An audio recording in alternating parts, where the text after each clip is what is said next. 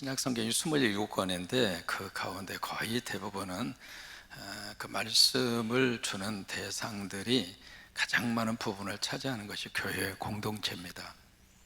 로마서라든지 고린도전서라든지 갈라디아서, 에베소서, 빌립보서, 데살로니가서 이 모든 이 성경의 대상은 교회입니다. 그래서 복음서는 그 당시에 유대인들을 대상으로 한 복음서가 기록이 되어 있고, 이방인을 대상으로 한 복음서가 기록이 되어 있고, 로마에 있는 그 성도들을 대상으로 한 복음서가 기록이 되어 있고, 그래서 이 복음서는 각자마다 그 대상들이 약간씩 차이가 있어요. 그런데 27권 이 신약성경 가운데 개인에게 보낸 편지가 딱 세 통이 있습니다. 디모데전서, 그리고 디모데후서, 그리고 디도서, 또 하나가 빌레몬서입니다. 그 앞부분에 이 디모데하고 디도서는 이 두 분 모두가 다 목회자입니다.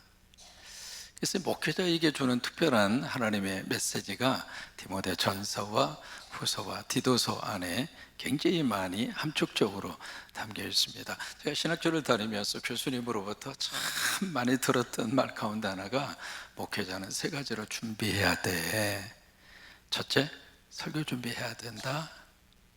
그 이야기를 참 처음에 신학교 시절에 많이 들었습니다. 언제 어느 장소든지 설교하라고 그러면 아멘 하고 가서 설교해야 돼. 설교해라 그러는데 설교 준비 안 됐다고, 나 아직 안 됐다고 그러면 목회 못한다 이 말이에요. 언제 어느 시간이든지 말씀 전거할 시간인과 기회가 주어지면 늘 준비하고 있다가 총알같이 뛰어가서 그곳에서 복음을 전하고, 그리고 설교를 하고, 그리고 메시지를 전해라. 귀가 따갑도록 들었던 말씀이거든요. 두 번째는 이사갈 준비하고 목회해라. 이 교회에서 하나님이 다른 교회로 가라 하면 주여 여기가 좋사오니 하고 기둥뿌리 잡고 끝까지 버티지 말고, 하나님이 가라고 하면 아멘 하고 이사해서 가라 이 말이에요. 그게 이제 두 번째, 이사갈 준비를 하라 그 말씀이고요. 세 번째는 조금 표현이 그렇습니다만 죽을 준비하고 목회하라고 그랬어요. 그러니까 이 세 가지 준비를 하고 목회를 해라. 그 이야기는요, 이 목회의 삶의 여정이 쉬울까요? 아니면 조금 어려울까요? 안 해봤는데 어떻게 아세요? 적어도 목사에게는 세 가지 방이 있어야 돼요. 젊은 목사들에게 세 가지 방이 있어야 된다. 그러니까 그 젊은 목사가 하는 말, 그러면 안방하고 건너방하고 사랑방하고 그렇게 방 세 개가 있어야 되느냐고. 그래서 그거 아니라고 그랬다. 그러면 마루방이 하나 더 필요하냐고 그렇게 이야기하는데, 그런 방이 아니라 적어도 목사한테는 세 가지의 방이 꼭 필요합니다. 첫째로 책방이 필요합니다. 목사의 손에서는요, 책을 놓으면 안 됩니다. 물론 이제 성경책을 끊임없이 봐야 되겠죠. 근데 성경만 보면 안 됩니다. 칼 바르트가 그런 이야기 했거든요. 한 손에는 성경을, 한 손에는 신문을 들어라. 그러니까 세상을 모르면은 성경이 세상 속에 하나님의 말씀으로 바르게 증거하고 바르게 적용할 수 있는 메시지를 증거할 수 없다 이 말이에요. 그래서 세상 돌아가는 모습을 보기 위해서 끊임없이 신문을 손에 들어라. 칼버르트는 그렇게 이야기했습니다만은 신문만 봐서는 안 됩니다. 책방이 있어야 돼요. 그게 이제 목사가 가져야 될 첫 번째 방입니다. 두 번째는 무슨 방이 목사에게 필요할까? 한번 생각해 보실래요? 영파들. 예? 그건 조금 이따 할 거고. 신방입니다. 신방. 왜냐하면 목회자에게 있어서 이 양들과의 관계라고 하는 것은 교인들이 있으니까 목회자가 필요한 거 아니겠습니까? 만약 여러분들이 계시지 않는다면 목회자가 어떻게 목회를 하고 그럴 수 있겠어요? 그러니까 여러분들이 계시기 때문에 설교도 하고, 여러분들이 계시기 때문에 목회도 하고. 그래서 저는 예배 시간에 나와주시는 여러분들 볼 때마다 다 업어주고 싶어. 참 감사해요. 예배 시간마다. 그러니까 그 양떼들의 사정을 부지런히 살펴라. 잠언에 있는 말씀대로 그것이 바로 목사가 가져야 할 두 번째 방입니다. 신방입니다. 올라오기 전에 우리 고수자 권사님 제 방에 오셨습니다. 우리 진성이 하나님께서 하늘나라로 오라 하셔서 보내고 부활동산에 해서 안장을 하고, 권사님과 함께 기도하면서 그랬어요. 권사님, 그래도 우리 진성이가 병원에 입원해 있을 때 거기 가서 병상 세례를 받았어요. 여러분, 많은 세례를 베풉니다마는 병상 세례는 참 마음속에 뭉클함이 있습니다. 그래서 병상 세례 받으면서 아멘 하고 같이 천국의 소망을 가지고, 그러고 나서 성찬을 먹고, 그래서 구원의 확신을 가지고 진성이가 천국에 간 줄로 믿습니다. 여러분, 신방은요, 단순히 얼굴과 얼굴을 보고 만나고 형편을 묻고 그리고 끝나는 것이 아니라, 이 신방이 바로 영혼을 살립니다. 신방이 천국의 백성으로 만드는 겁니다. 오늘 서울에 제가 장례식을 다녀왔습니다. 68 잡수신 분입니다. 2주 전에 그분이 이제 투병생을 하고 계셔서 위독하시다고 하는 말씀을 듣고 가서 임종 예배를 드렸습니다. 처음에 이제 올라가면서 임종 예배, 특별히 그 예배를 드리기 위해서 갈 때는 참 기도 많이 하고 갑니다. 참 감사한 게, 지금까지 제가 목회 과정이 49년밖에 안 됐거든요. 이게 별로 많이 한 건 아니죠, 그죠? 별로 반응이 별로네. 49년 목회하면서 정말 하나님 앞에 현재까지 감사한 것 중에 하나가요, 예수 안 믿던 사람이 임종 예배 순간에 임종 기도를 받고 임종 말씀이 증거되고 임종 그 순간을 할 때 지금까지 한 사람도 예수 그리스도를 부인한 사람이 없습니다.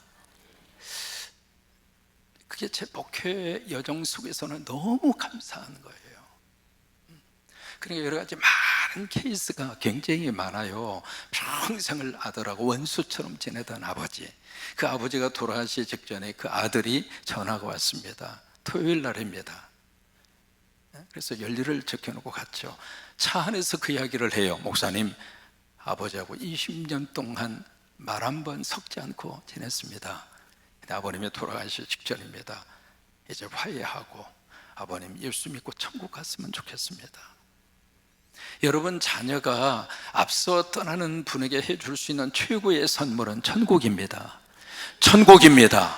그래서 그것을 아들의 입장으로 해서 화해도 하고 그 아버지에게 복음을 전하고 천국에 갔으면 좋겠다고 같이 가는 차 안에서 그 이야기를 들은 거예요. 그 이야기 듣는 순간부터 얼마나 간절한 기도를 하는지, 주님, 그분의 마음을 열어주시옵소서, 그분의 영혼을 열어주옵소서, 하나님의 구원받은 자로 하나님께서 받아주시옵소서. 가서 짧은 시간에 복음을 전하는데 그분이 복음을 받아들였어요. 그리고 아들과 화해하고 그리고 기독교식으로 장례식을 해서 하늘나라 보내드렸습니다. 그러니까 신방이라고 하는 게 이런 거예요.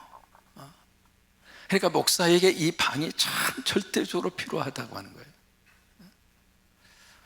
그래서 우리 지금 서울대 병원에 급하게 응급실에 입원한 환자가 계셔서 거기 교구 담당 목사님이 제 방에 와서, 목사님, 내일 아침 일찍 다녀오겠습니다. 어때, 누가 같이 가? 아니면 혼자 가? 그랬더니 같이 가실 분은 없고요, 저 혼자 다녀오겠습니다. 그래, 얼른 갔다 와, 얼른 갔다 와. 그러니까 목사한테는 이 신방이 절대적으로 필요한 거예요. 이제 교회 학교에 지금 학생들이 저기 하면 각 부서별로 전도사님들이 교회 학교 친구들 신방을 합니다. 그러니까 목회자에게 있어서는 두 번째 이 방이 참 필요한 거예요. 그리고 세 번째, 목사에게 필요한 방이 무슨 방이냐면 기도와 관련이 된 방입니다. 그것을 두 글자로 우리가 표현하면 무슨 방이 될까요? 골방. 우리 고장로님이 저하고 설교를 같이 하는 거예요 지금. 골방. 그러니까 목회하는 목회자들에게 이 세 가지의 방이 꼭 필요한데, 첫째는 무슨 방? 책방. 두 번째는 무슨 방? 신방. 세 번째는 무슨 방? 골방. 오늘 디모데에게 바로 그 골방 사역에 대해서 말씀을 주시고 있거든요. 자, 1절을 같이 한번 읽겠습니다. 1절 같이 한번 읽습니다. 시작. 그러므로 내가 첫째로 권하노니 모든 사람을 위하여 간구와 기도와 도구와 감사를 해라. 여기에 내가 첫째로라고 하는 말은 그러면 둘째가 어디 있는가? 그렇게 우리가 물어볼 수 있는데, 여기 첫째라고 하는 것은 그 모든 것 가운데 처음으로 이 말이에요. 무엇보다도 이것을 우선적으로 그 말이에요. 그래서 모든 목회적인 내용 가운데 가장 중요한 한 가지의 것을 내가 꼽으라면 바로 이거다.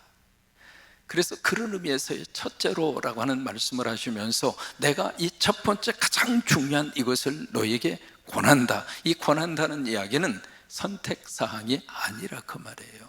이건 반드시 지켜라.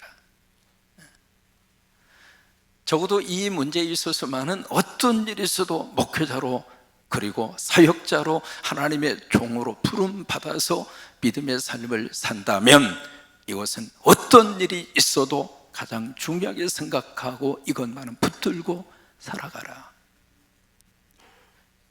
우리 성도들도 마찬가지입니다. 그것이 바로 뭐냐면 여기에 모든 사람을 위하여, 여기 모든 사람이라는 이 단어가 오늘 본문에 4번이나 나옵니다. 4번. 그러니까 모든 사람을 위해서 그 다음에 뭐가 나와요? 간구가 나오고요. 두 번째가 뭐가 나와요? 기도가 나오고요. 세 번째 뭐가 나와요? 도구가 나오고요. 네 번째 뭐가 나와요? 감사가 나옵니다. 따라서 한번 해보실래요? 간구, 기도, 도구, 감사. 여러분, 이 4가지의 것은 기도의 4가지의 종류를 말하고 있을까?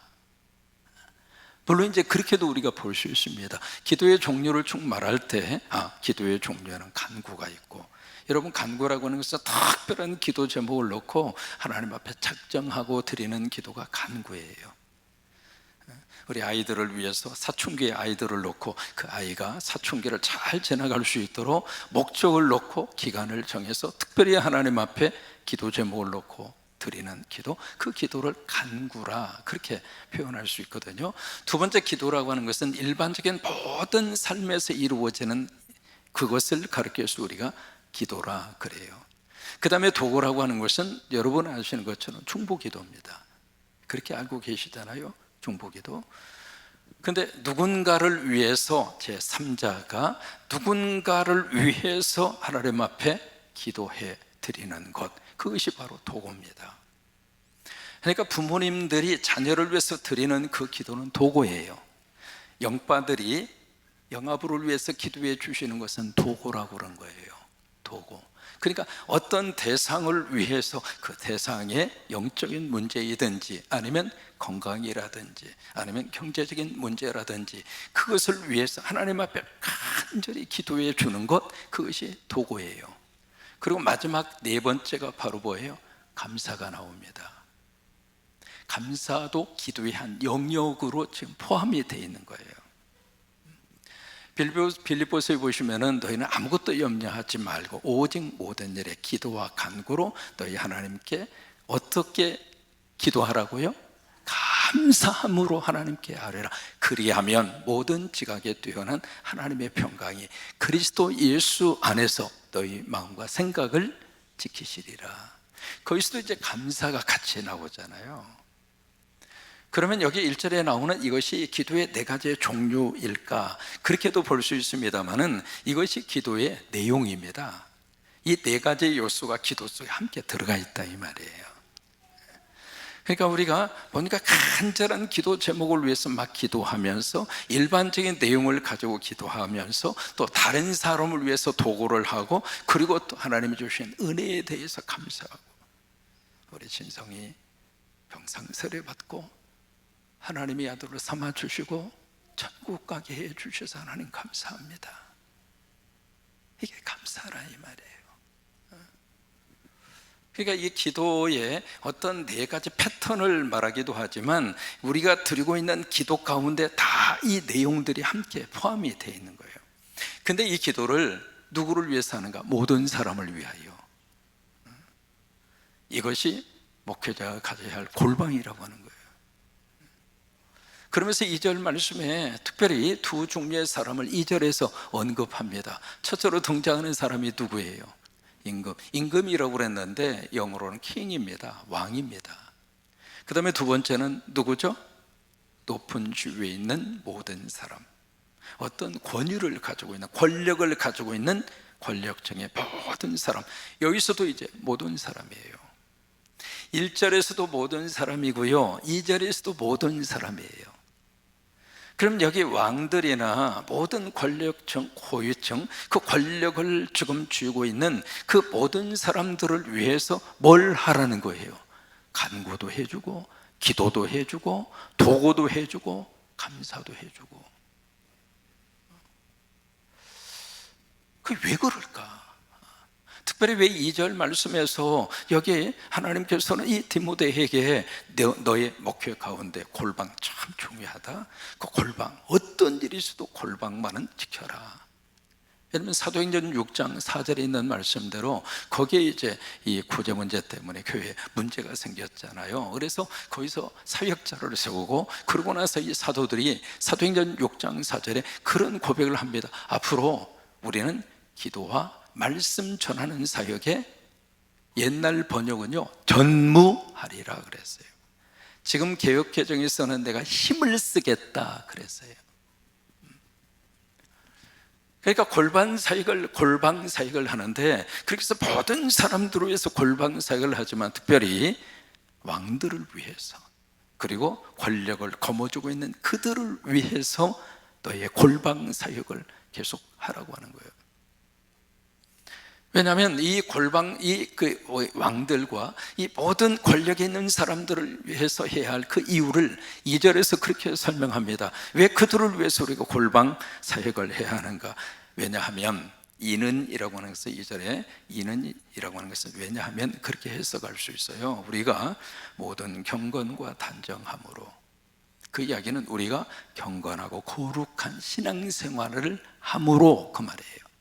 우리가 예수 믿고 예배를 드리고 기도하고 찬양하고, 여러분 이게 경건하고 거룩한 믿음의 삶의 생활이거든요. 우리가 그런 생활을 함으로 우리가 고요하고 편안한 생활을 하려 합니다. 그 이야기는 아무 일 없이 평화롭게 스트레스 받지 아니하고, 우리가 정말로 하나님 앞에 마음대로 기도하고 마음대로 찬양하고, 그런 신앙생활이 계속 지속될 수 있도록 그 목적을 위해서 우리가 골방 사역을 해야 하는데, 그 중에 기도의 대상자 가운데 왕들이 있고, 그리고 권력층이 있다 이 말이에요. 여러분 어느 나라든지 그 나라의 지도자가 누가 되느냐에 따라서 그 나라의 운명뿐만 아니라 그리고 모든 국민들의 삶까지 그대로 영향을 미칩니다. 지금 미국의 트럼프 대통령이 2기 대통령으로서 1월 20일 취임을 하고요, 지금까지 그렇게 많은 시간 지나지 않았습니다. 그분이 미국의 대통령이 되면서요, 전 세계 질서가 지금 완전히 망가지고 있습니다. 이게 4년 후에 미국이, 우리가 지금까지 보고 우리가 생각했던 미국의 모습이 4년 후가 되면 완전히 달라질 겁니다. 상상할 수 없을 정도로. 지금 관세 전쟁을 지금 일으키고 있잖아요. 이게 관세 폭탄이라고 표현을 합니다. 이게 미국의 물가가요, 지금 어느 정도 계속 오르고 있느냐면, 그 전에 한 9달러 99센트 그 정도 되는 물건이 지금 18달러 이상이 갑니다. 2배로 뛰었습니다. 그부터 시작을 해서요, 이게 한두 가지 지금 건들고 있는 게 아닙니다. 그러면서 이제 이 트럼프 대통령이 하도 이 서민들이, 이게 갑자기 물건값이 2배로 뛰면 서민들의 삶이 얼마나 힘들겠어요. 그러니까 트럼프 대통령이 딱 하는 말이, 여러분 크리스마스 때요 장난감 30개 사줄 거 금년에는 2개만 사주라고, 그렇게 이야기를 하는 거예요, 대통령이. 여러분 집에 연필 250자루까지 필요 없잖아요. 5자루만 있으면 되지. 그 말을 들을 때 국민들이 뭐라고 생각하느냐면 쥐는 돈이 많으니까. 여러분 트럼프 그 지금 아들들이 아버지의 후광을 힘입어서요 이번에 중동 방문을 했습니다. 그쪽 중동 방문을 하는 그 사이에 아들들은 엄청난 비즈니스를 했습니다. 그래서 20억 불 이상의 계약을 체결을 하고, 하여튼 상상할 수 없을 정도로 지금 그 일들을 지금 하고 있거든요. 자기는 부자니까 크리스마스 때 장난감 30개, 300개를 살 수 있을지 몰라도 서민들이, 아니 30개 장난감 사는 서민이 얼마나 되겠어요? 한 나라의 지도자가 누가 되느냐 이 말이에요. 거기에 따라서 나라도 그러고요, 백성도 마찬가지입니다. 지금 우리가 6.3 지금 대선을 얼마 앞두고 있습니다. 여러분 6월 3일이 우리가 사실 대선을 치러야 될 날짜입니까? 왜 지금 중간에 이 대선을 치르고 있습니까? 누구 때문에 그래요? 대답하기 싫죠? 속상해서. 아니 국민들이 뽑아서 그 자리에 올려보냈으면 잘하라고 올려보냈지, 아닌 밤중에 홍두깨식으로 12월 3일에 이게 뭐냐고. 이게 그걸로 인해서 우리 나라에 미친 이 영향이 얼마나 큰가. 서민들의 삶도 마찬가지고. 여러분 이번에 대선에 이 돈 들어가는 것이 얼마라고 생각하셔요? 지금 대선 치르고 있잖아요. 이번에 대선 치르는데 비용이 얼마나 들 것 같아요? 제가 자료를 보니까 3천억 든다고 나왔어요. 이게 다 누구 돈이에요? 그분이 돈을 대서 나 때문에 중간에 이렇게 대선을 하니까 미안해서 어쨌든 도이치모터스를 통해서 내가 벌은 거 하고 꼽쳐 놓은 거 하고 그거 다 토해 놓을 테니까 국가를 위해서 미안하다고 이걸로 좀 대선 치루어서 이 나라가 잘 운영이 되기를 바란다. 그리고 그분이 돈 냅니까? 이게 지도자가 미치는 영향이 그렇게 크다 이 말이에요. 여러분 그것은 교회도 마찬가지입니다. 교회에 어느 단위 목사가 오느냐에 따라서 그 교회에 대한 영향도 미래도 완전히 달라지는 거예요. 그러니까 여기에 그 영향력이 미치는 그 파워가 막강한 그들을 위해서 디모데 너 꼭 골방 기도해. 꼭 기도해.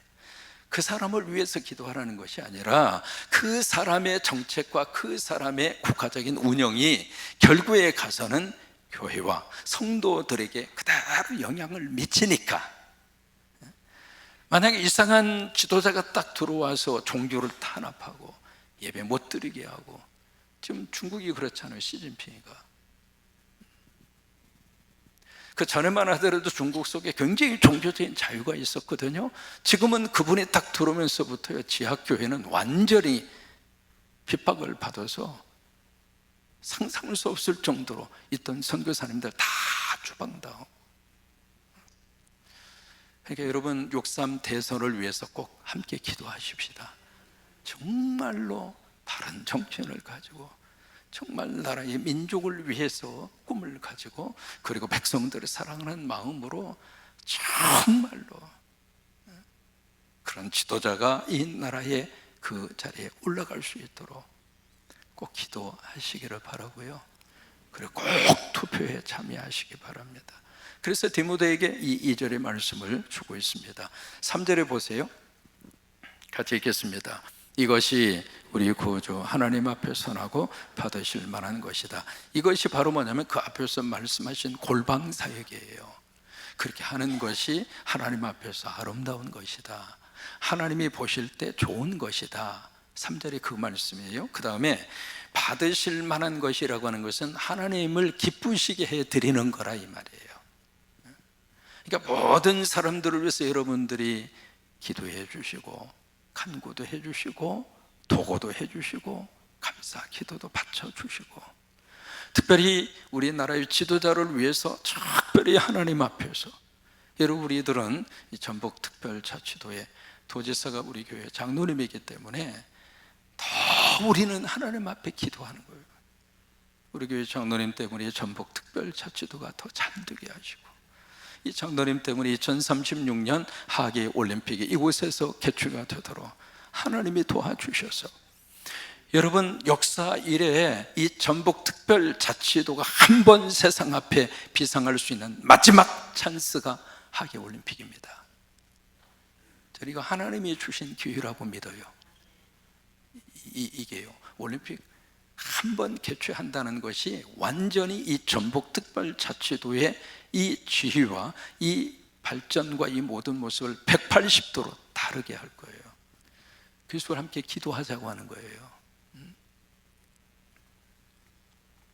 그러니까 이것이 하나님이 보실 때 참 아름다운 것이다, 하나님 보실 때 그렇게 하는 것이 좋은 것이다, 그리고 하나님을 기쁘게 해드리는 것이다. 왜냐하면 그 이유를 4절에서 설명을 합니다. 왜냐하면 하나님은 모든 사람이 무엇을 받으며 구원을 받으며 진리를 아는 데 이르기를 원하나, 이게 하나님의 소원이라고 하는 거예요.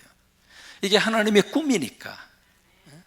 하나님은 모든 사람들이 예수 믿고 구원받기를 하나님이 원하신다, 이 말이에요. 이게 하나님의 비전이에요.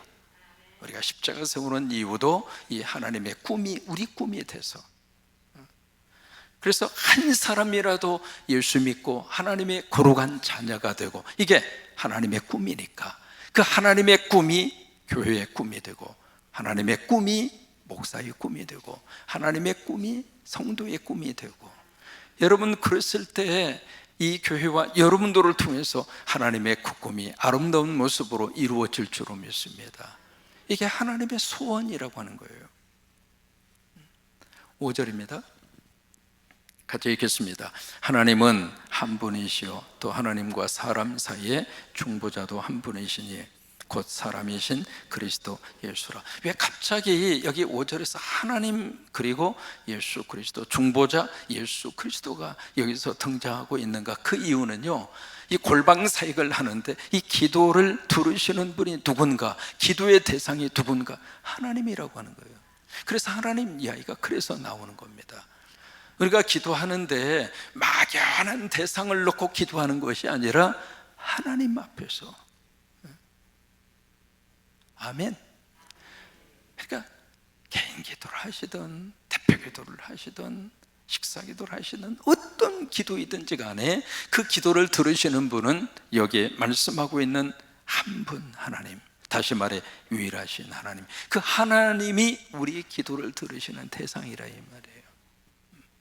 또 하나, 우리가 기도 이 골방사역을 할 때 기도를 어떻게 하는가? 마지막 기도하실 때 누구 이름으로 기도해요? 예수 그리스도의 이름으로. 그 빠지면 안 됩니다. 어느 분이 갑자기 기도를 딱 시키니까 쭉 기도를 하다가 마지막 끝내는 말을 잊어버렸어. 뭐라고 끝내야 되겠는데 아무리 기도하면서 생각을 해도 그게 생각이 안 나. 그러니까 마지막 이분이 끝나, 이상 끝! 그렇게 끝내면 안 돼요. 누구 이름으로? 왜 그러는가? 그 이유를 여기서 설명하는 거예요. 하나님과 사람 사이에 중보자가 누구니까? 예수 그리스도이니까. 그래서 예수님의 이름으로 기도하는 거예요. 사람의 요청과 사람의 그 간구를 사람이신 예수님이 들으시고, 그리고 하나님이신 예수님이 하나님 앞에 이 기도와 간구가 올려지도록. 그래서 중보자라 이 말이에요. 영어로 메디테이터라고 하는 단어를 그래서 쓰는 거예요.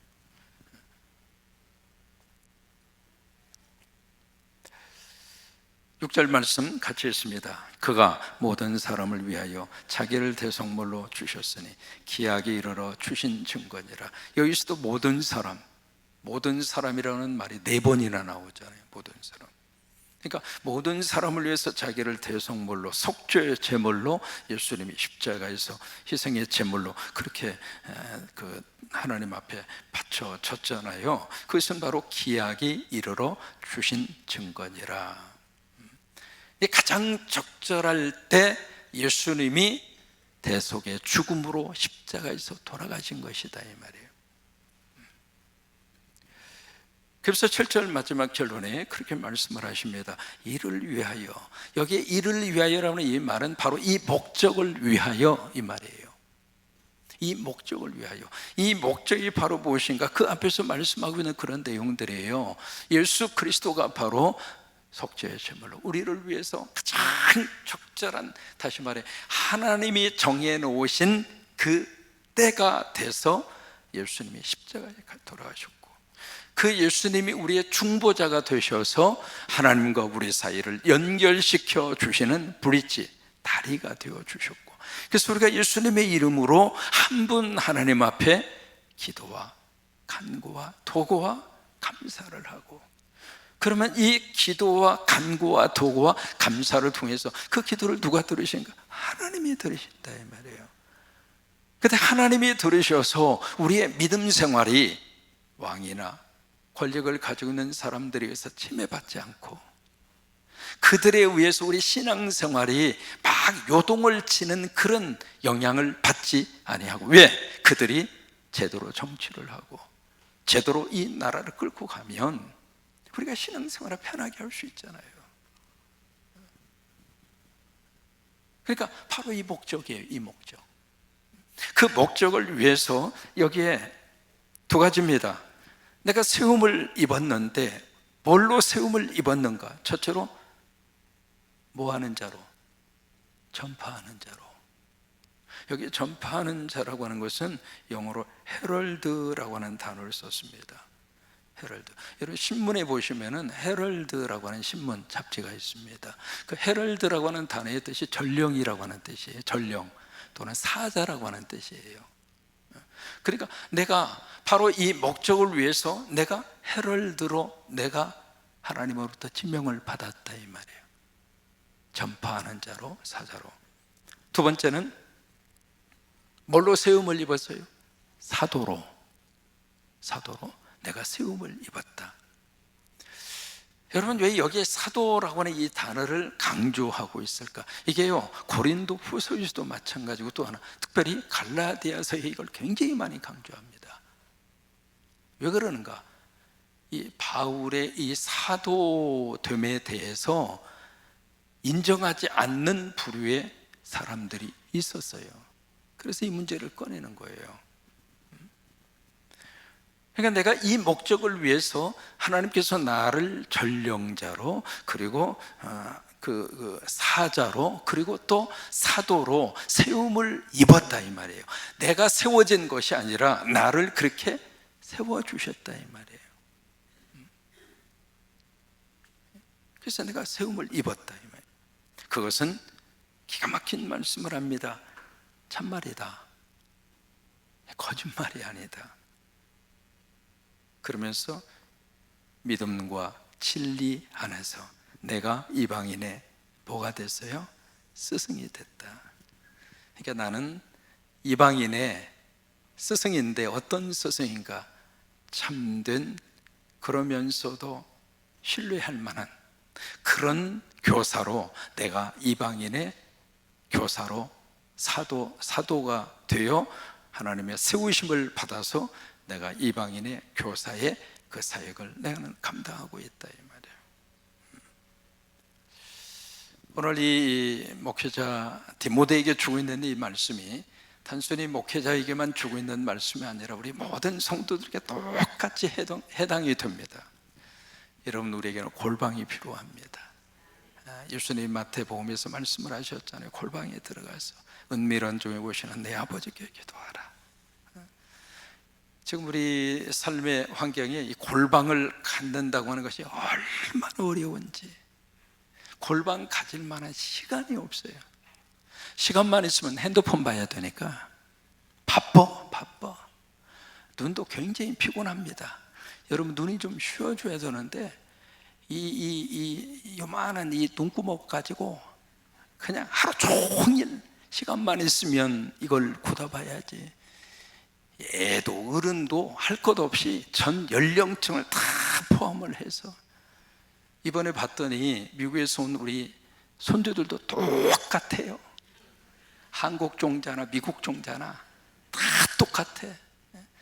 식탁에 같이 밥 먹는 순간에 유일하게 조용히 입을 침묵을 지키면서 집중시킬 수 있는 유일한 방법이 핸드폰밖에 없는 거예요. 골방을 갖기가 어려운 시대. 집에 가면 텔레비 틀어야지. 텔레비 틀다가 좀 마음에 안 들면 유튜브 봐야지. 유튜브 봐서 좀 적으면 드라마 봐야지. 요즘에 유행하는 드라마가 뭔지는 모르겠어요. 천국은 아름다워, 그거 보세요. 그러다 보니까 이 골방을 갖기가 너무너무 어려운 거예요. 어려운 거예요. 그런데 여러분, 골방이 우리에게 필요합니다. 골방이에요. 그래서 가장 좋은 시간이 언제인 줄 알아요? 새벽 기도 시간이 가장 좋아요. 새벽에 우리가 골방 갖는 거예요. 새벽 아니면은요, 골방 가질 시간이 없어요. 새벽에 와서 하나님 앞에 말씀 듣고 기도하고, 그게 하루에 11조를 하나님 앞에 바치는 거예요. 우리가 24시간 살잖아요. 새벽 기도 아침에 일어나서 오셔서 예배드리고 집에 가면 거의 2시간 바치는 거예요. 그러니까 시간에 11조를 하나님 앞에 드리는 거예요. 그래서 골방 가지려고 애쓰지 마시고요, 새벽 기도 나와요. 그럼 골방 사역 함께 감당할 수 있어요. 오늘도 이 은혜가 넘치게 되기를 주의 이름으로 축원합니다. 아멘.